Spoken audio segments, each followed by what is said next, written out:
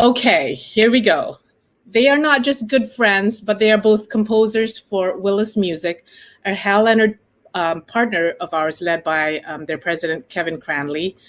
The company has guided the piano pedagogical market for over a century with household names like John Thompson, Gillock, Burnham, as well as today's composers, Sifford, Baumgartner, Setliff, Hartzell, Ikeda, and Miller and Austin, who are here today. Glenda Austin should appear right about now. Hey, Glenn. Hi, good morning, good evening, good afternoon. She is in Joplin, Missouri, and she has taught for over 40 years, is that right, in elementary and high school, and is also a pianist and sometime teacher at Missouri Southern State University. She was a very close friend and mentee of the great Bill Gillock, and is assisted today by her partner in crime, David. So if anything goes wrong, he's going to be behind the scenes. No. But Stay first, back, stay back. but first, we have Carolyn Miller, who is here with us from her home studio in Cincinnati, Ohio. Hey, Carolyn. Hello. She has composed for Willis for, I would say, over 30 to 40 years now. And correct me if I'm wrong, Carolyn. And we are very fortunate to have her here with us today. We like to bring up her small claim to fame about performing or teaching Regis online on live TV, which was such a cool thing back then, and it still is now. But more importantly, Carolyn has over 150 publications with Willis. She's taught in the classroom and in the studio, and she loves composing for her students. So let's not waste any more time. And Carolyn's going to go first, followed by Glenda. Enjoy, everyone. Well, first, I'd like to thank Hal Leonard and Willis for asking me to do this webinar, and thanks to you for tuning in. I'm very excited about my new book called Dreams and Imagination. Can you imagine what it would be like to be in a lonely old castle? What would it be like to float on a cloud? What's a beautiful day seem like? What about a night of stargazing? Can you hear the whispering wind? And wouldn't it be fun to fly on a broomstick? These are all titles in my new book. I really do think that students play more expressively when they have a visual or a mental image of what they're playing. And there are lots of images in this book. Another of the songs is called Fountain in the Garden. Now, this is a big garden and a big fountain. And when I start playing it, I feel that the water is gushing up, do-do-do-do-do-do, and going over. And that's the feeling I get when I start this song. It's in C major. I have found that it's better to block the chords. It makes it easier to learn, and it helps to memorize it. The middle section is continuous running water. There's lots of patterns, and it ends with a nice little arpeggio. So let's listen to Fountain in the Rain.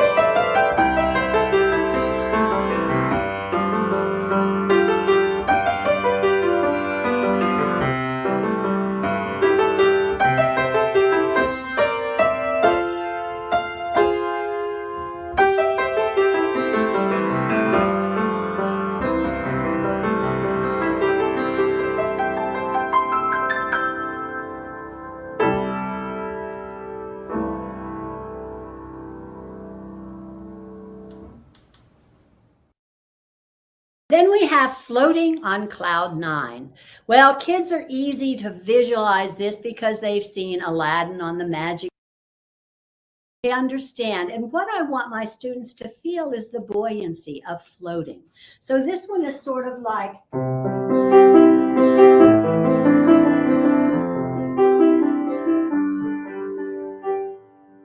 very buoyant and very floating. The ending is so pretty.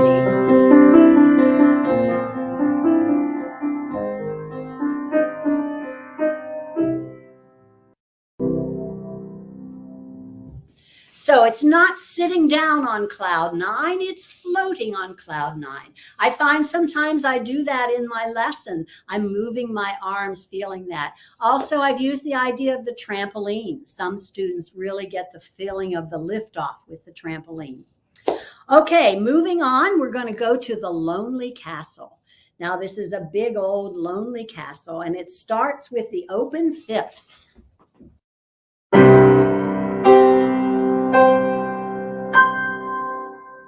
Has lots of those. And then in between, you hear this mysterious little voice.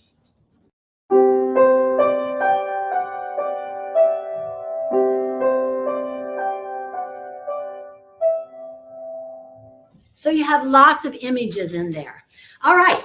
They're not all slow and sweet. There are some that are much different. And one is called, Who's That Knocking at My Door? Now, these words fit perfect with it. It's in D minor, and there's a middle part where you cross hands and you can go, who's that knocking? And it's very effective. There's also some special knocking at the beginning and knocking at the end. So be sure you listen. Who's that knocking at my door?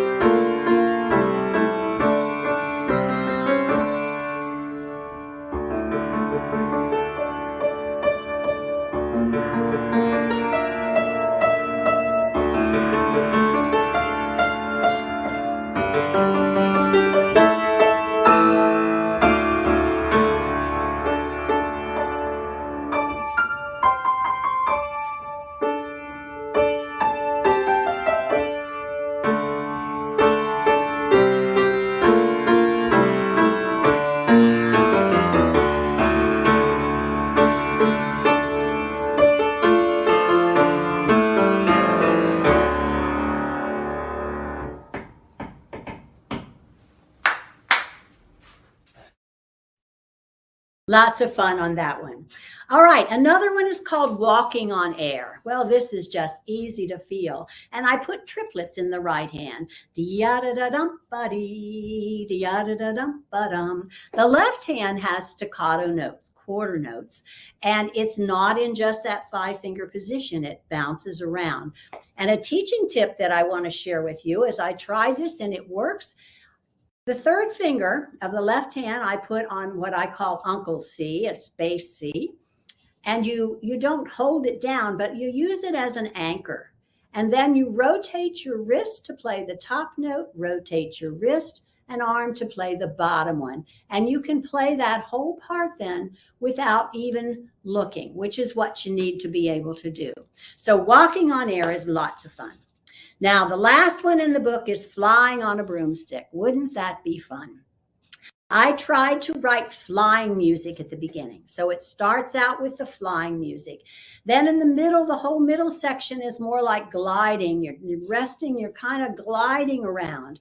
And then the flying music comes back. And then there's one last flight. And it's very exciting, and it ends with a nice big glissando. So what I've played for you on the video today is the opening flying music, and I cut right to the end where you get the last exciting flight.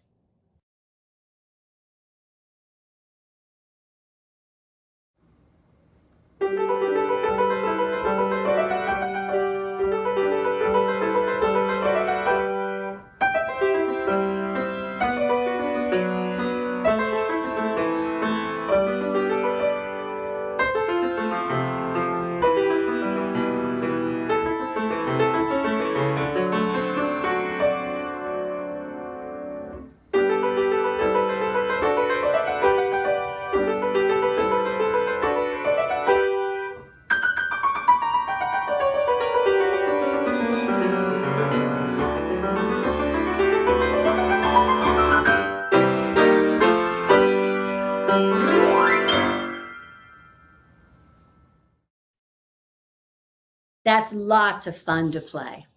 All right, so that's the Dreams and Imagination. It's for early, intermediate, could also be late elementary. All right, we're going to move on. Another book is called Piano Solos in Lyrical Style. This book is the first of the series, and it's for early, intermediate level. Now, I used to go around and talk to teachers about this book, and I would tell them that I have had students that can play expressively without me saying much of anything. I've had students that will hear it played once, and they can then play it with expression. And then I have other students that it seems like I have to draw that expression out of. And so I share with them there were 3 things that I would do.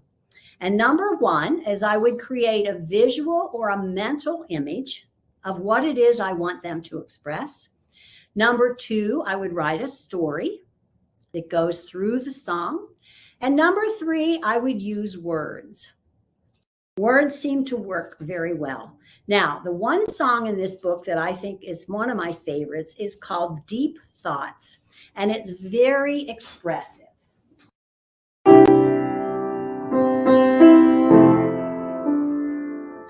And I want my students to play that with such love and affection. So I have tried writing words. Now, you have to know your student, something that they like or they really love. And so you might want to write the words like, music is my passion, or David is my boyfriend. Yeah, that makes you feel with a lot of feeling. And then the middle part, it gets a little more elaborate and a little faster, and you have, I will always love him, I will always love him. So it's very dramatic, and it helps bring out that expression, gives them something to look for. And I have recorded this one for you, almost all of it, so it's very pretty. Let's listen. Deep Thoughts.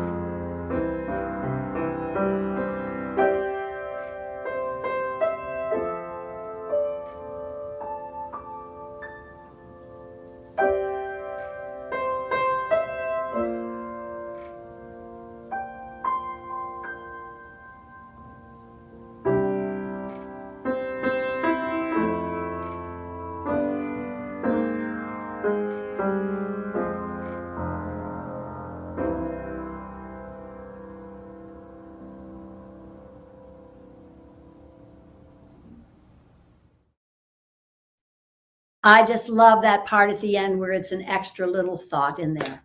All right, moving along, we have Knights of the Kingdom. Now, this one, the story is already written in the book. It's the big celebration day. The sun rises, the villagers gather. You can see the knights coming in a distance, and then you see, and then they enter triumphantly into the village. And the part I recorded for you is the ending where they can make their triumphant entry. So here's Knights of the Kingdom.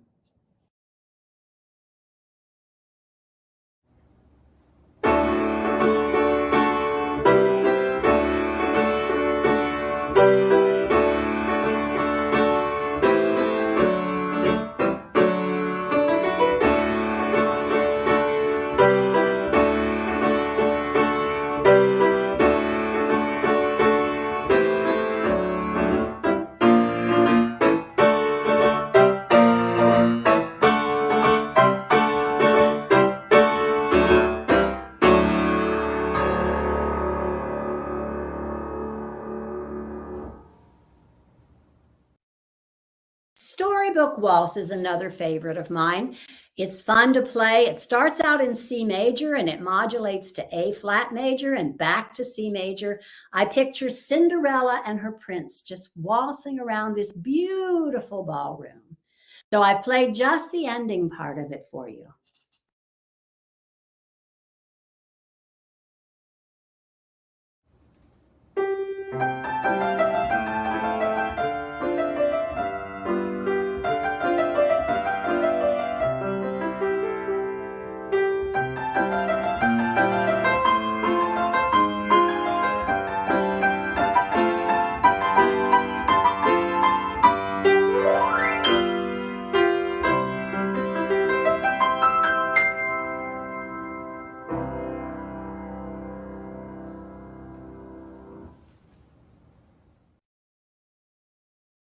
Matter of fact, this is a fun one and it's in swing style.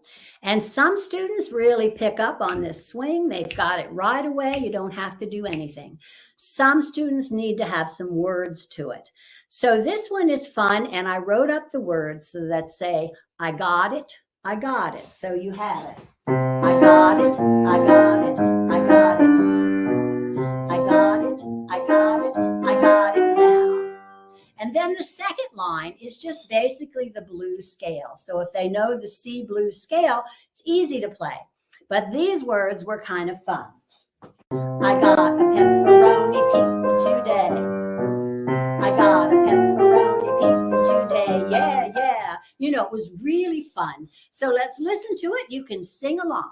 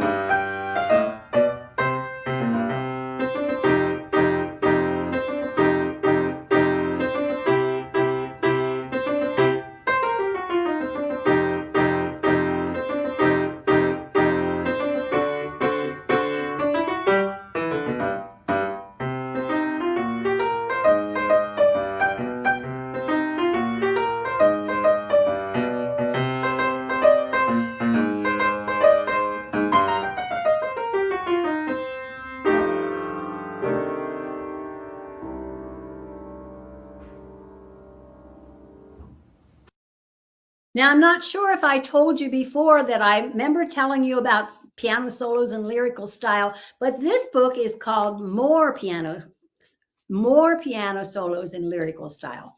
And it's a fun book to play. It's for early to mid intermediate. Now, moving on, Charmaine called me and said she would like to write a book or compose or produce a book called Strange Sounds for Halloween. She asked me to contribute a solo. And I did. And my solo is called The Cool Skeleton. It's kind of fun because it has some dissonance in it. And the dissonants are easy because it's just the second 2 black keys and 3 black keys. And it has kind of a wayward F sharp at times, but it's really fun to play. And before I talk about it, I really want you to hear it. And then we'll talk about some of the ideas I have. So here's The Cool Skeleton.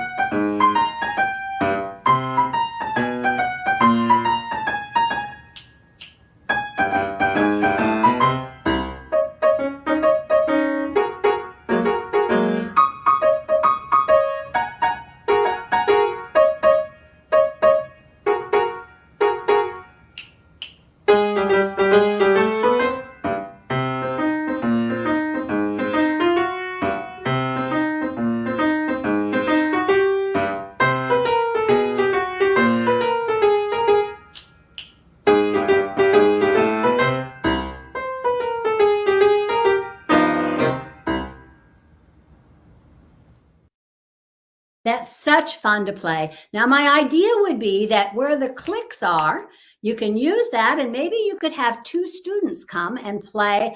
One could hit the cowbell, one could do the slide whistle. You could have all that action. You could even incorporate the audience into it. So it'd be fun to do for a Halloween recital or just any time. But now I'm not the only composer in this book. There are lots more, and one of them is Glenda Austin. And Glenda, are you there? I'm going to turn it over to her, and she's going to talk about her song. I am here. Can you hear everyone? Yes, thank you one and all for joining. I've been looking where people are from. You're putting in the comments, and I always like to see, and it still amazes me, this internet thing that you can be watching from Timbuktu.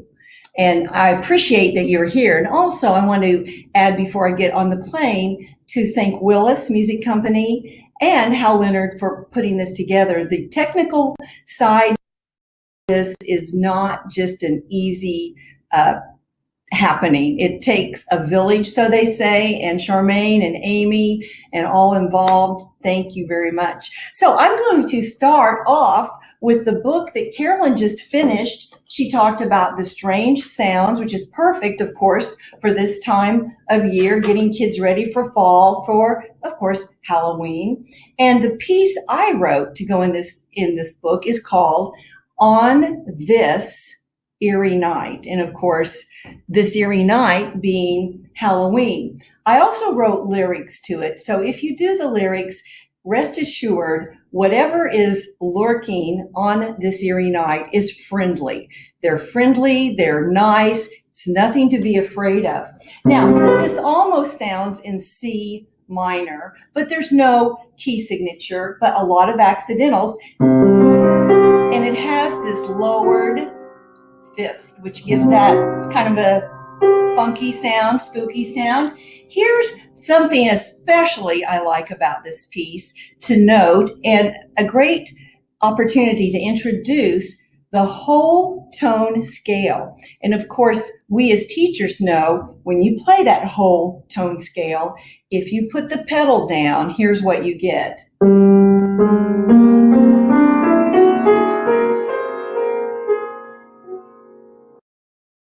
And then the very ending, I do love jazz, many of you know. I have this nice C minor 7 chord.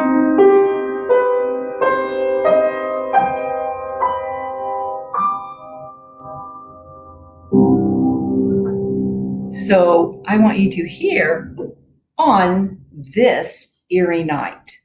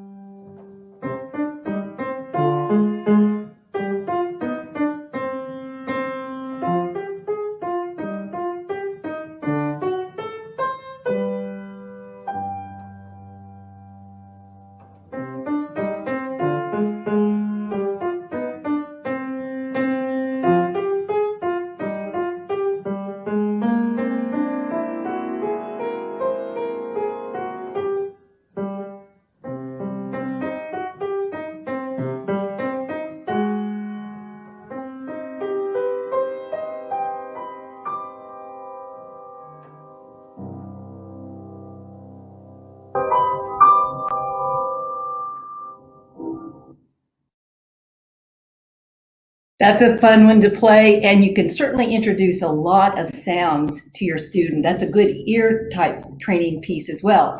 Moving on to one of my newer collections called Jazz Suite, or 3 Jazz Suites for piano. And many of you have known through the years my Jazz Suite 1 and my Jazz Suite 2. Charmaine has asked me for a couple of years, Glenda, why don't you write a Jazz Suite 3? And I never thought I'd come up with an idea to do one, but I was commissioned by MTNA for 2020 to write a chamber trio. And I decided I'm going to make that the Jazz Suite 3, even though originally it was written for piano, cajon, percussion, and clarinet. My plan was to then transcribe that into a piano Jazz Suite 3, and that's exactly what this is. And by the way, if any of you all have chamber friends that are looking for a trio to play, you might think about the Jazz Suite 3. Now, the first movement of the Jazz Suite 3 is in F major, and it lends itself to a little bit of, I'd say, Scott Joplin ragtime. It's got that syncopated rhythm. And then, here's your jazz chords. And then you'll hear that syncopation throughout. It has a B section with a left hand and the syncopation. And then it returns to the A theme. All of the movements are A, B, A. So here is the first movement to Jazz Suite number 3 in F major.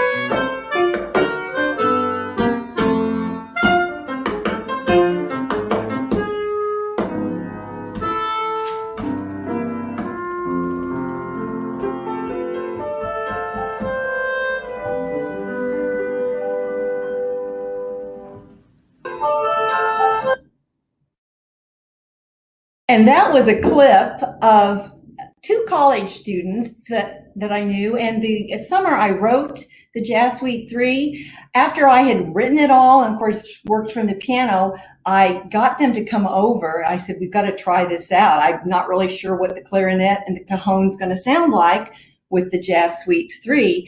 And so that was Lydia and Ray. They were great sports. And we didn't have a cajon.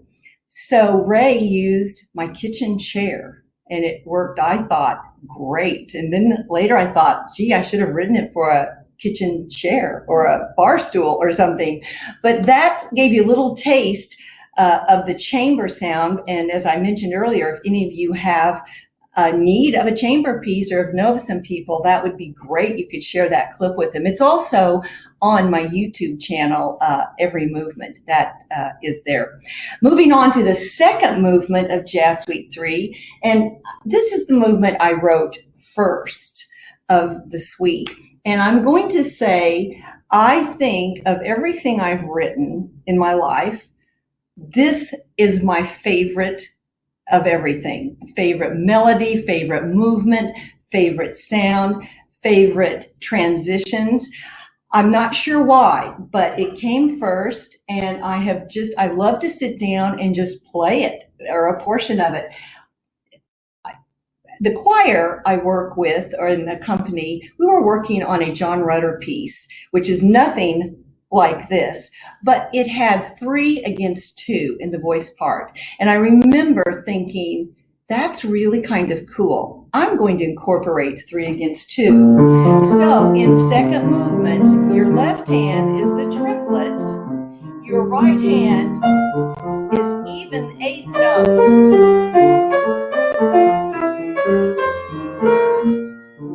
And I loved that feel. I loved that sound. I've had a couple people question, should the right hand be played as swung eighth notes? And the answer is no. I want that straight eighth.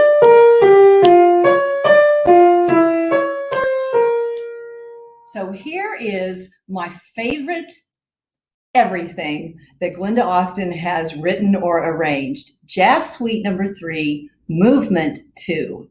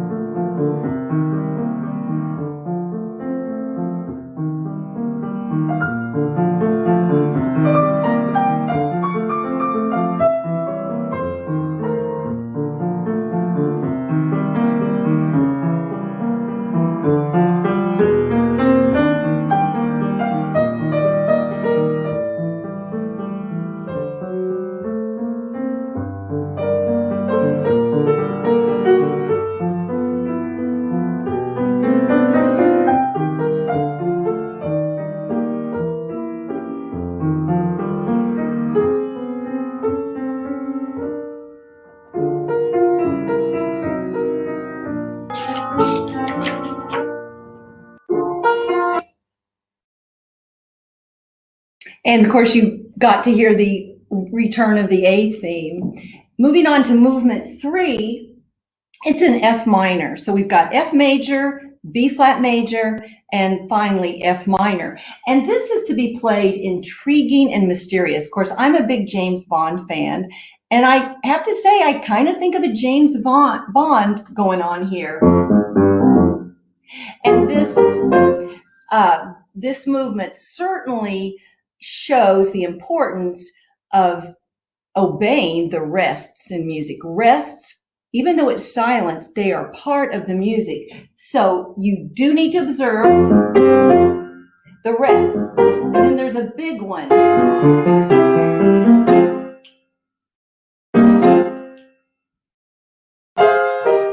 This is movement 3, Jazz Suite number 3 in F minor.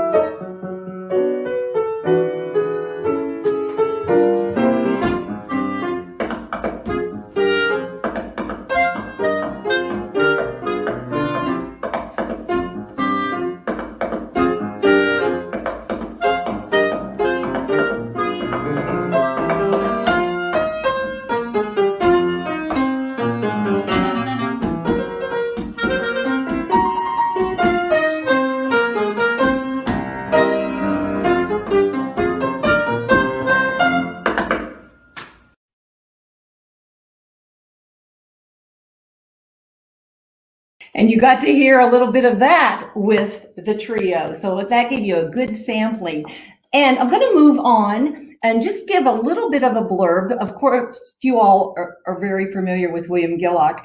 And this great collection has recently been available. And it's all 8 of the accent on Gillock pieces in one big collection. You know, Willis has been recently in the last few years doing that with his sheet music solos. So this is a great collection for you to have, and certainly for your students to be playing. The New Orleans Style Jazz by William Gillock. If you've taught for very long, you've used these, I know, because jazz is important. There we go. Yeah, jazz is important. And I find, you know, I hear from teachers and even students, how do you play jazz? I want to learn how to play jazz. And it's kind of hard sometimes. I've told people before, you know, one of the best ways I think to learn to play jazz, at least the sound, the mood of it, is to listen to it. Sometimes what's on the page, even though, you know, as a composer or an arranger, you're writing all the instructions like 2 eighth notes equal a swinging eighth note. It's still sometimes hard to put on paper how you exactly want it to sound. So I think listening is one of the best ways to hear jazz. And of course, the New Orleans Jazz is all over YouTube. You can hear many performances of this. Well, Mr. Gillock wrote 3 volumes to this many years ago. He was a longtime resident of New Orleans, and he loved it there. I know he did, and loved the music, and that was his inspiration. Sometimes people don't get to this level of jazz. So we have simplified the New Orleans jazz solos, and you can start a student earlier, a younger student, even an older student that has not been exposed to jazz. You can use the simplified arrangements and get the basic same sound. It's just a lot less complicated to play. In addition to that, you can also have students play the New Orleans jazz style solos as duets. And I arranged the simplified and I arranged the duets. So now we're going to hear an example of the same piece called New Orleans Nightfall. And I'm going to play a portion of the original that Mr. Gillock wrote. And then it will go right into a portion of the simplified. And then it will go into a portion of the same piece, New Orleans Nightfall, as duet. And one thing, a side note, I played the portion of the duet, which tells you something. If I can play 99% of it by myself, as the duet parts would be, it will be very accessible for 2 students to play. So here are 3 ways to play New Orleans Nightfall by William Gillock.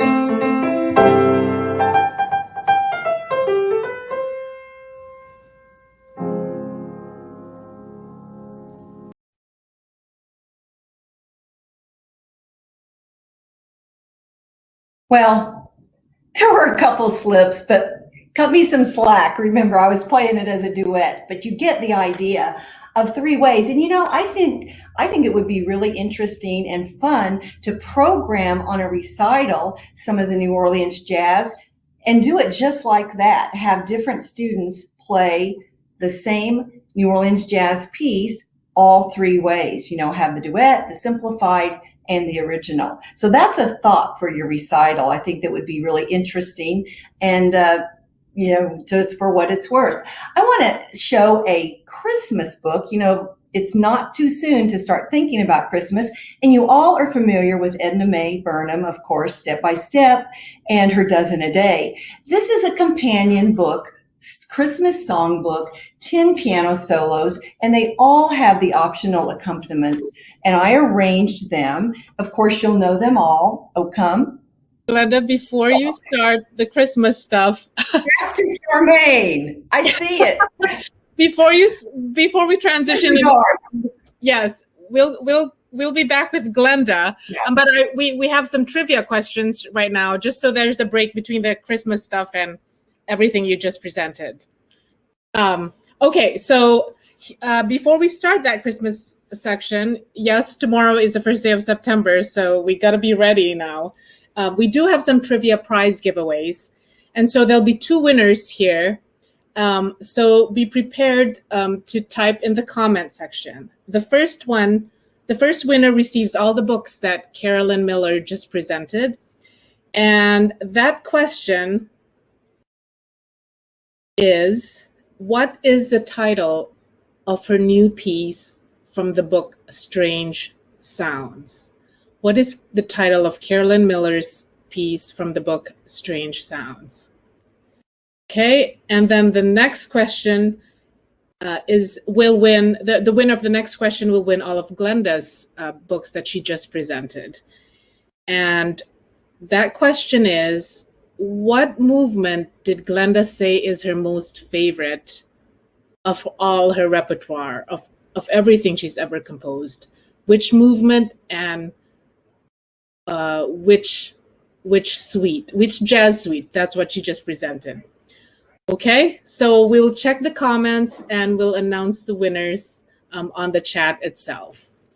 So right now I'm gonna go back to Carolyn Miller, who's gonna start the Christmas section. And one more reminder, put any questions that you have in the Q&A section. Okay.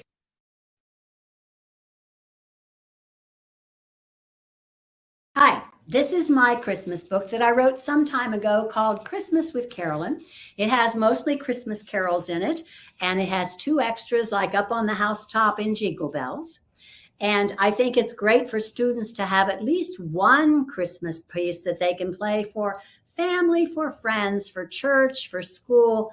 And I want to share these with you. And one of my favorite carols is Silent Night. And I'd like you to hear this version of it. This is early intermediate.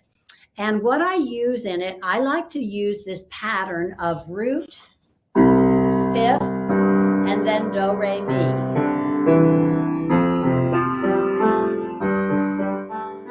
And people ask, why do I use that in my compositions? Well, I think it sounds more advanced, and I think it sounds good, and it's easy to play. Once the student knows the bottom note and they know the pattern, they can play it. So Silent Night I've recorded for you, and on the second page, I'd like for you to listen for that pattern to see how it sounds.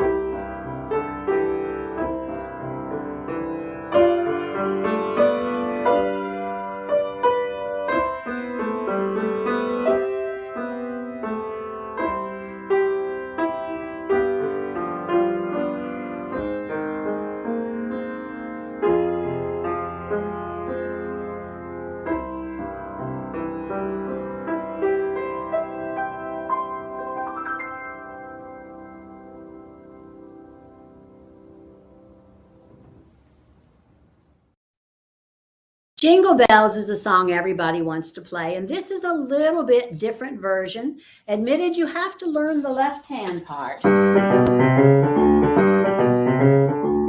But it's really fun to play. I've only recorded the end of it. Notice right away I put in that G scale going down. Let's hear Jingle Bells.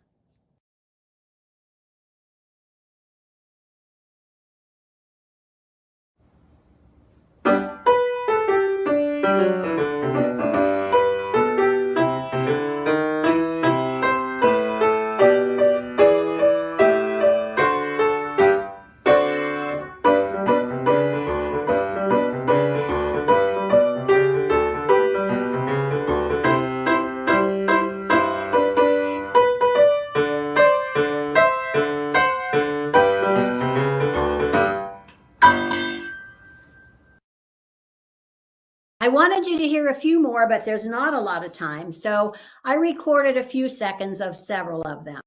This book is not geared as a technique book, but it is amazing. You know, you don't have to give up working on your technique just to work on Christmas carols. So as you listen, Angels We Have Heard on High, listen for the Alberti bass. It came upon a midnight clear. Listen for that root fifth and do re mi pattern. Away in the Manger is just a pretty carol. And the last one, Oh Come All Ye Faithful, reminds me of a Bergmuller, that you have triplets in the right hand. You have to bring out the top note. And so the kids know, Oh Come All Ye Faithful. They know the melody, and it's easy to bring that out. So listen for a little medley of Christmas with Carolyn.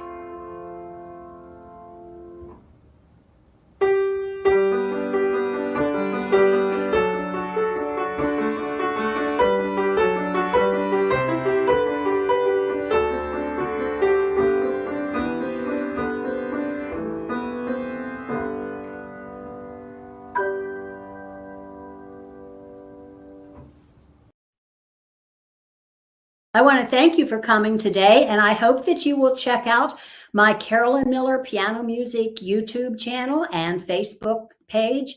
There are lots of Carolyn Millers, so that's why I had to add Carolyn Miller Piano Music. So that concludes my Christmas music, but Glenda writes such wonderful Christmas music, and she's going to share a lot of that with us right now. And I think you already have a sneak peek of Edna Mae, Step by Step. And I'll just say there's a couple of original pieces I wrote in here to go with the traditional, called Snowing, Snowing, and Bells Are Ringing. As mentioned before, these are very easy C position solos with an optional accompaniment. And they have lyrics. So we'll just leave it at that. Edna Mae Burnham, Step by Step, arranged by Glenda Austin. I have a series called Solos for the Sanctuary. I've been a church musician for really almost 50 years. This is the second edition of this book, and when we put the second edition, I added some carols to it. One piece I've always loved, and I don't hear it very often, but when I taught high school choir, I often had a girls' ensemble sing this, Alla Nanita. It's a beautiful lullaby, and you're going to hear a portion of it, but it's in D major, and I would say my favorite chord progression in this arrangement is the very end, where you play a D major broken chord, and then E flat, F, and it resolves to the D. I love that sound. So here's a portion of A la Nanita, arranged by Glenda Austin.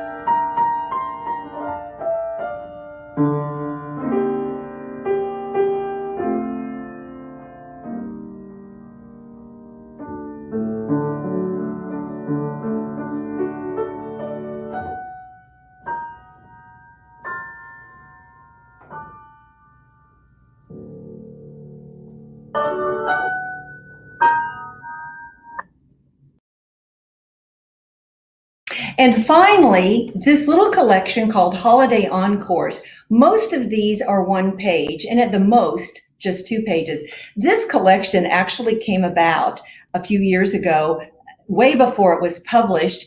I was still teaching school, and I'm an early riser. I was always one of the first at school, and I would fool around on the piano. And during the holiday seasons, my kids, we would sing every carol known to man that I could come up with.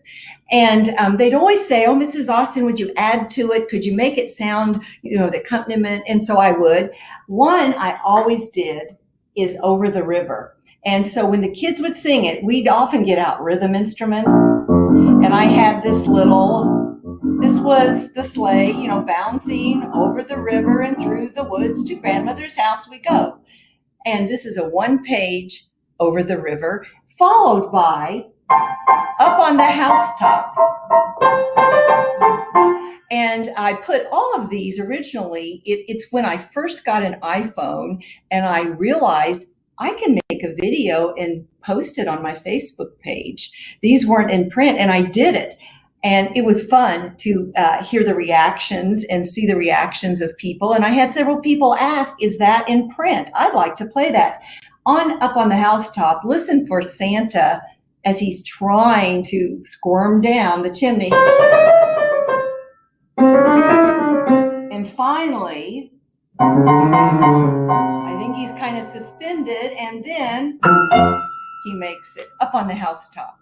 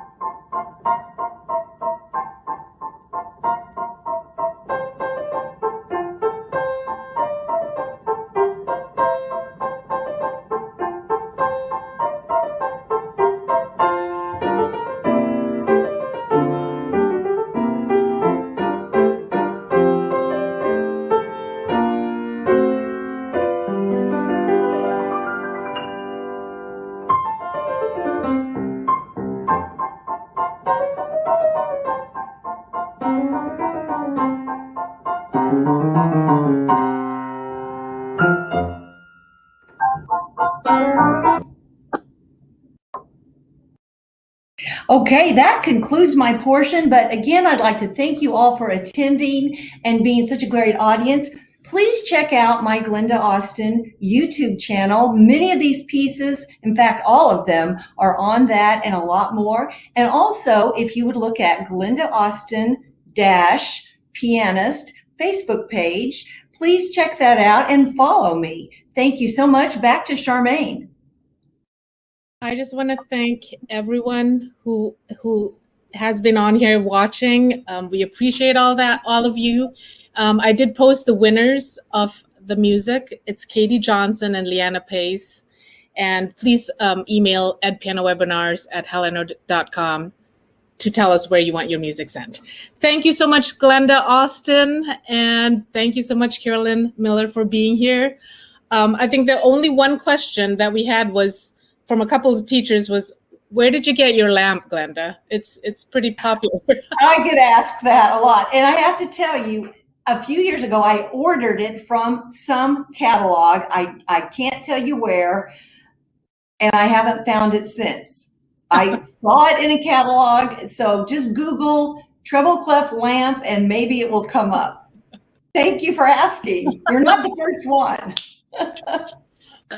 Okay, thank you to Glenda and Carolyn, and also to Jeff, Carolyn's son, who helped out, and Dave, Glenda's husband, as well as the wonderful Amy Thomason, who's behind the scenes today.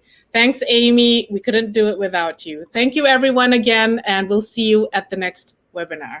Bye. Bye.